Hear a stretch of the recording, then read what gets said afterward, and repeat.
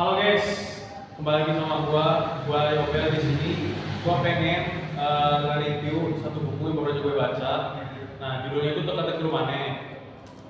Gua baru aja buku ini tuh pas gua lagi ngebersihin perpustakaan, terus gua merasa menarik melihat buku ini. Terus gua baca-baca, gua analisis, ternyata emang seru banget isinya.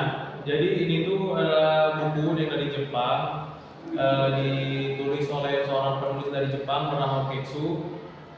Dia itu adalah seorang YouTuber dan jurnalis yang memang bidangnya itu menceritakan tentang kejadian-kejadian horor atau mistis lah yang ada di Jepang.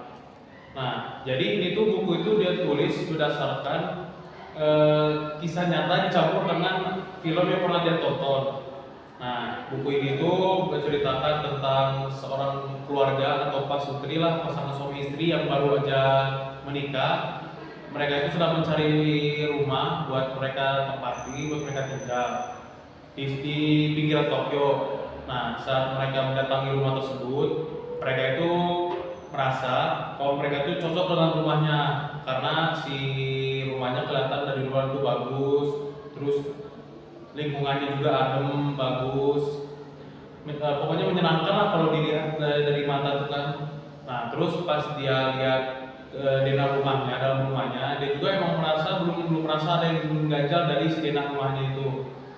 Tapi setelah diteliti, dilihat, diamati secara serius dengan secara ini, dua pasangan ini tuh mereka merasa ada yang ganjal dari denah tersebut. Mereka melihat ada sebuah ruangan yang bentuk dan letaknya itu aneh. Jadi karena mereka merasa ada yang aneh dan ganjal dari denah itu, dia memanggil temannya ini, jurnalis juga, yang memang bidangnya itu di ranah kayak gini, horor mistis gitulah ya. Nah, terus pas temannya itu datang ke rumahnya, kedua pasangan ini tuh memberikan denahnya ke si teman jurnalisnya ini. Setelah dicek, di cross check sama si teman jurnalisnya ini, memang si jurnalisnya ngomong memang ada yang ganjal di rumah ini.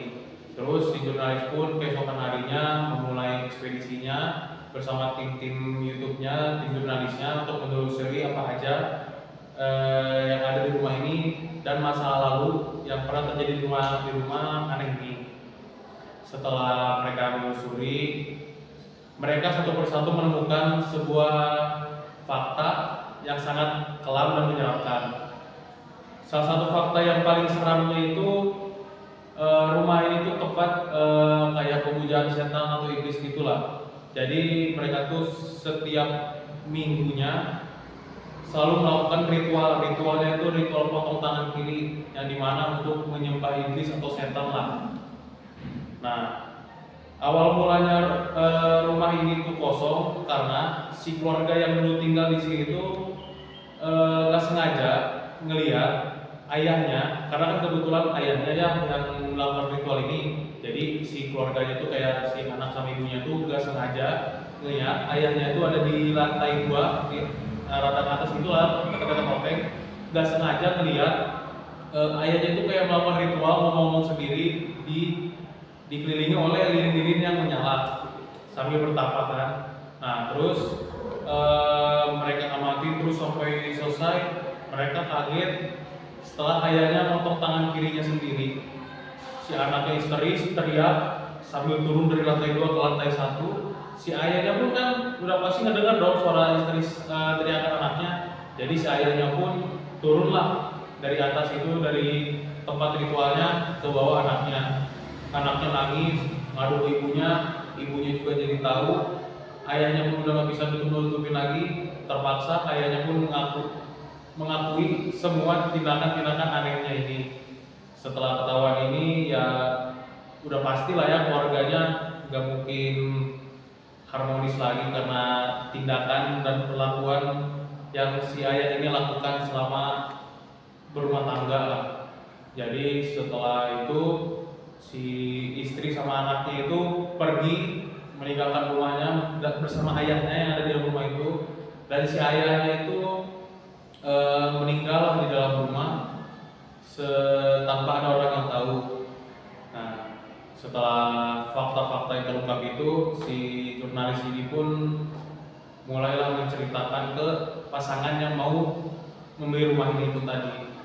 Dan setelah mendengar ceritanya, si pasangan ini pun sudah sangat jelas dan pasti ya bakal menolak untuk membeli rumah ini karena memiliki masa lalu yang sangat kelam. Jadi menurut gua ya, ini tuh buku ini tuh ceritanya bagus banget lah. Cocok banget buat kalian yang suka sama cerita-cerita mistis, tapi bikin kalau bikin kita ngebaca tuh kayak ngebosenin lah jadinya teh. Jadi aku rekomendasi banget buat kalian membaca buku ini. Nah, jadi kalau dari aku, buku ini tuh kesimpulan yang aku dapat dari buku ini tuh kita tuh harus bisa memperhatikan detail sekecil apapun yang ada di sekeliling kita, mau itu tentang apa ya, tentang orang, tentang apalah pokoknya di kegiatan di sekeliling kita, karena kita nggak tahu di sekeliling kita itu bisa terjadi hal apapun, hal apa aja, termasuk ya kayak tadi ini. Kalau pasangan ini nggak teliti melihat tanahnya, mungkin mereka bakal asal beli-beli aja kan rumahnya. Nah, oleh karena itu makanya kita sebagai manusia yang diberikan Tuhan otak untuk berpikir lebih, untuk berpikir secara jernih, berpikir kritis, kita harus bisa memanfaatkannya dengan baik lah. Nah, jadi sekian dari review buku gua ini. Semoga kalian suka dan jangan lupa follow. Thank you.